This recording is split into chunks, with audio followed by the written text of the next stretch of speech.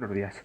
Vamos a empezar por el pensamiento de Karl Marx, su parte antropológica, en la que analiza qué es el hombre y él entiende que el hombre se caracteriza por ser el hombre alienado.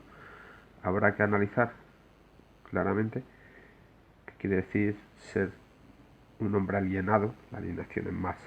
Marx, para contextualizarle, nace en 1818, fallece en 1883, siglo XIX, siglo de la industrialización y de las revoluciones del 28 a 48, la Comuna de París. Pero bueno, empezaremos con su visión antropológica. El hombre alienado. Marx parte y coincide en afirmar, junto con Feuerbach, que el hombre es un ser concreto, sensible y corporal. Esto nos da una visión materialista del ser humano. Entonces, fundamentalmente, el pensamiento de Marx es un pensamiento material y materialista. ¿En qué se va a diferenciar de Feuerbach? Pues Feuerbach va a enfatizar la parte contemplativa y teórica del ser humano, en contraposición al propio Marx, que va a enfatizar su parte material. Esto lo encontramos afirmado en las tesis que Marx escribió sobre Feuerbach, en la 11ª, que es la más conocida de todas ellas, en las que Marx, en un primer momento, lo que afirma es: los filósofos no han hecho más que interpretar el mundo. ¿Qué significa que se han dedicado a interpretar el mundo? Que se han dedicado fundamentalmente a hacer un trabajo teórico y contemplativo. ¿Cuál es la propuesta de Marx? La propuesta de Marx es que lo que deben hacer los filósofos es transformarlo. Por lo tanto, la filosofía de Marx es una filosofía abocada a la acción, a la praxis transformadora de la realidad. Eso es importante. Es más, lo que nos va a hacer es una propuesta a partir de la cual nosotros lo que debemos hacer es transformar el mundo, no meramente interpretarlo. ¿Cómo transformamos el mundo? El mundo se transforma a través del trabajo. ¿Qué es el trabajo? El trabajo es la actividad propia del hombre, a través de la cual transforma la naturaleza. ¿Para qué? Para satisfacer necesidades. Y en ese intento de transformar la naturaleza, lo que hace es humanizar la propia naturaleza. Esto nos diferencia del resto de seres vivos, por ejemplo, de los animales.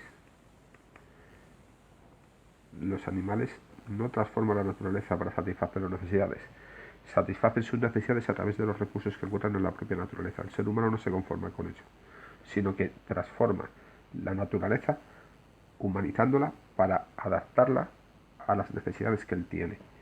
¿Qué es lo que ocurre? Que no meramente transforma la naturaleza, sino que el ser humano, a través de esa transformación, se transforma a sí mismo. Es decir, no es meramente que cambie la naturaleza, sino que el hombre, a través del trabajo, también se constituye a sí mismo. Ese trabajo que realiza el hombre tiene un componente fundamentalmente social. No trabajamos aisladamente. Pero esa sociedad es a su vez un producto de la propia actividad humana. Y enfatizamos la actividad humana. ¿De acuerdo? Porque estamos viendo que la actividad humana es lo que humaniza la naturaleza. En ese mismo proceso define lo humano y define lo social.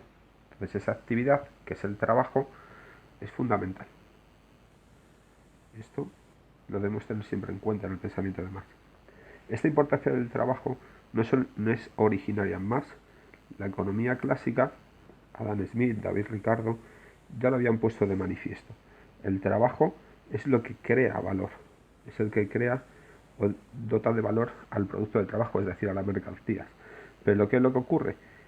Que el hombre, en la economía clásica, en la economía capitalista, queda reducido a mero productor de mercancías y se olvida esa parte humana.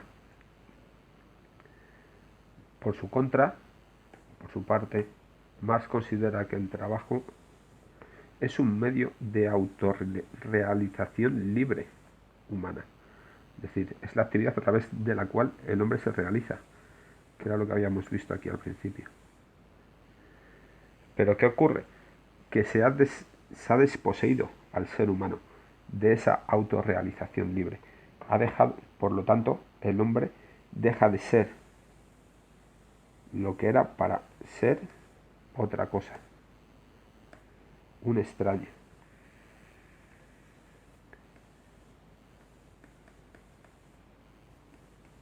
Se es otra cosa de lo que se debe ser, se es un extraño. En ese sentido el hombre está alienado, está extrañado de sí mismo, de su propia esencia, que es el trabajo, que le debía permitir realizarse. Entonces llegamos al hombre alienado. ¿Qué es lo que considera Marx? Lo que estábamos viendo, que es a la consecuencia a la que él se ve abocado. Que el hombre ha dejado de ser dueño de sí mismo. ¿Y qué ha pasado a ser? Ha pasado a ser un extraño. Porque, ¿a través de qué? A través del trabajo alienado. Aquí podéis ir viendo que si es a través del trabajo alienado como el hombre se ha visto extrañado de sí mismo, si evitamos, según Marx, el trabajo alienado, el hombre volverá a ser dueño de sí mismo, se volverá a reencontrar. ¿Cómo se ha producido esa alienación? Aquí encontramos otra vez a Feuerbach. Feuerbach considera que esa alienación se ha producido fundamentalmente a través a través de la religión. Considera que el pensamiento religioso es lo que ha extrañado al hombre y le lleva a estar lejos de sí.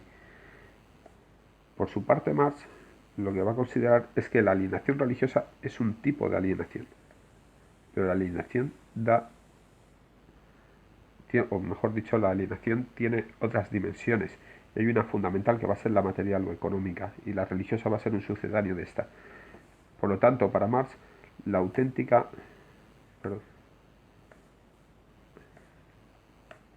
Por lo tanto, para Marx, la, la auténtica crítica que debe dar cuenta de las causas de la desgracia humana, de las auténticas.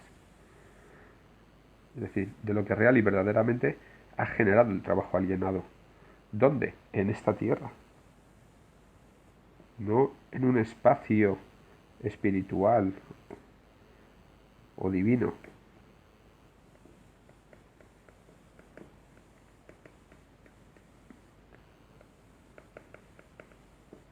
Que es a lo que a donde apuntaría la tesis de la afirmación de Feuerbach de que la alienación fundamentalmente tiene un carácter religioso. No. O sea, Marx enfatiza que tiene que ser en este mundo.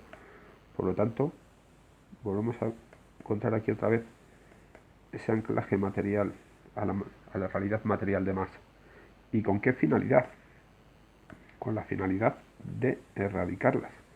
No meramente se trata de un saber, se trata de un hacer, se trata de una acción, se trata de una parásis. Por eso habíamos visto... Perdón, no me deja.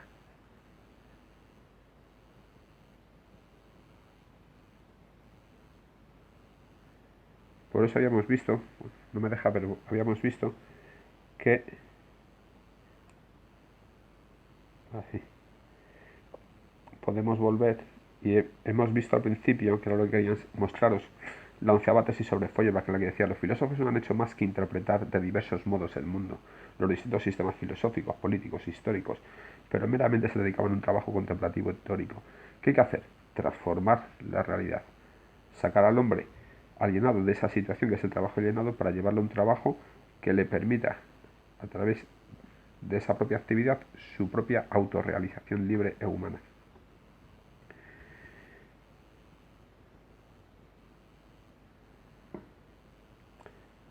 ¿Dónde trabaja más fundamentalmente el tema de la alienación? Lo trabaja en los manuscritos de Economía y Filosofía de 1844, en donde analiza qué es la alienación. La alienación se da en cuatro, bueno, tiene cuatro características. Tenemos la alienación respecto del producto de su trabajo, la alienación respecto de la propia actividad, respecto de la naturaleza y la alienación respecto a los otros hombres. Vamos a ver cada una de esas dimensiones o aspectos por separado. La alienación respecto del producto de su trabajo. Aquí lo que vemos, o retomamos la idea que habíamos visto anteriormente de que el trabajo constituye la esencia del ser humano. Es su ser, es lo que le define.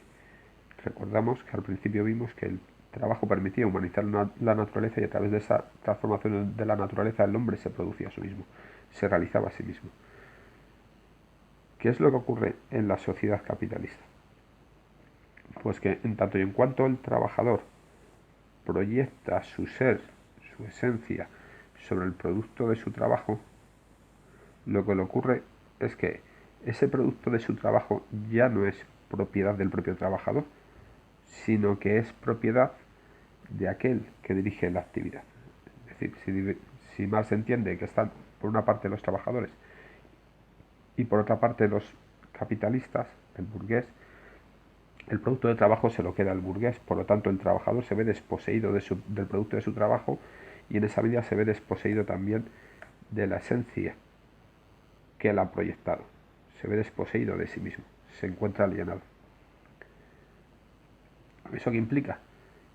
Que el trabajador se ve como algo ajeno, se sienta extraño, alienado, respecto de aquello que le debiera realizar. Por otra parte, vemos que el hombre también se siente alienado respecto a la propia actividad del trabajo. ¿Por qué? Esto se debe a que el trabajo ha sido apropiado por otro, no por el individuo, el trabajador que realiza la propia actividad, sino que esa actividad es dirigida por otro. En esa medida, el propio trabajador no decide, no decide sobre su propia actividad, no dirige su actividad, no es una actividad libre como vimos antes, sino que es otro el que lo ordena. Y en esa medida, el trabajador se ve desposeído de su humanidad y es reducido ¿a qué? A lo animal que hay en él. Es decir, a comer, dormir y procrear. Aquí, si recordamos que tradicionalmente se ha diferenciado en el hombre que una dualidad, y en esa dualidad habría una parte que siempre se ha visto primada, que tiene que ver con una parte intelectual y una parte que tiene que ver más con lo material, con las necesidades físicas, vemos que esa parte intelectual es negada al trabajador y por lo tanto tiene que quedar reducido a la otra parte, que es lo que teníamos de animal en nosotros, ¿no? Eso si recordéis, pues podemos pensar en el pensamiento de Platón o de Aristóteles, donde estaba el alma y el cuerpo, la parte racional, la parte pasional y pulsional, entonces quedamos meramente reducidos a eso, a lo pasional o lo pulsional, a lo animal en última instancia. Esto que da lugar a diferenciar en el trabajo, divisiones del trabajo entre el trabajo manual por una parte y el trabajo intelectual. Hay personas que realizan un trabajo manual, que hacen algo, y hay otros que realizan un trabajo intelectual, que dirigen la actividad. Luego nos encontramos alienados respecto de la naturaleza. El hombre, a través de la transformación de la naturaleza, si recordamos, se humanizaba a sí mismo. Y a través de ese proceso, el ser humano se humaniza. ¿Qué es lo que ocurre en la sociedad capitalista, según Marx? Que la naturaleza queda reducida a mero recurso a consumir en el trabajo. Por lo tanto, es vista en tanto que recurso como algo ajeno y extraño al propio trabajador. ¿Esto por qué ocurre? Porque esa naturaleza, que al fin y al cabo son las materias primas, son propiedad de otro.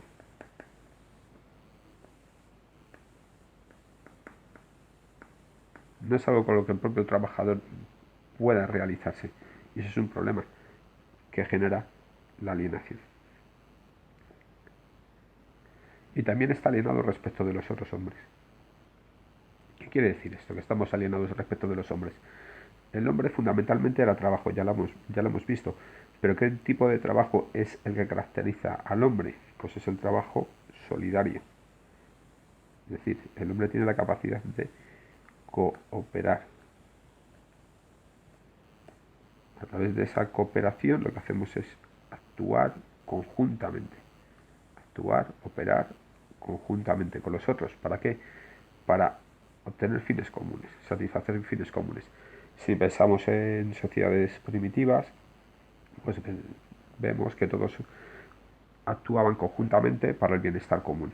¿Qué es lo que ocurre en la sociedad capitalista? En la sociedad capitalista, el trabajo alienado imposibilita el trabajo solidario. ¿Por qué? Porque en la sociedad capitalista cada uno trabaja para sí mismo y para satisfacer sus propias necesidades.